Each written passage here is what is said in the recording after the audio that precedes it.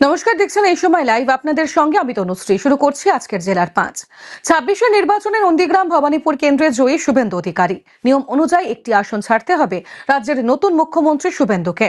বুধবার ভবানীপুরের বিধায়ক হিসেবে শপথ নিয়ে নন্দীগ্রাম ছাড়লেন তিনি। রাজ্যের শাসক দল পরিবর্তনের পরেই বড় পদক্ষেপ সুজাতার। বাঁকুড়া জেলা পরিষদের কর্মাধ্যক্ষের পদ ত্যাগ করার পরে তার পাশাপাশি তৃণমূল থেকে অব্যাহতি নিলেন সুজাতা মণ্ডল। মধ্যমগ্রামে চন্দ্রনাথ রথ খুনকাণ্ডের তদন্তে এবার অত্যাধুনিক প্রযুক্তির ব্যবহার শুরু করল সিবিআই।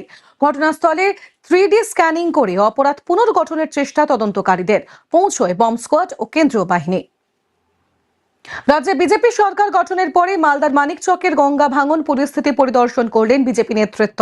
মানিকচক, গোপালপুর এবং ধরমপুর এলাকার গঙ্গার ভাঙনের পরিস্থিতি ঘুরে দেখেন তাঁরা। লোনের টাকা চাওয়াকে কেন্দ্র করে বচসা। স্বনির্ভর গোষ্ঠীর নেত্রীকে ধারালো অস্ত্র দিয়ে কোপ। হাসপাতালে চিকিৎসাধীন জখম দলনেত্রী। থানায় লিখিত অভিযোগ দায়ের। মালদা হরিশ্চন্দ্রপুর 1 নম্বর ব্লকের চণ্ডীপুর গ্রামের ঘটনা। জেলার 5 এখন এই পর্যন্তই। অন্যান্য আরো খবরের আপডেট পেতে অবশ্যই নজর রাখতে হবে এই সময় লাইভের ফেসবুক এবং ইউটিউব পেজে।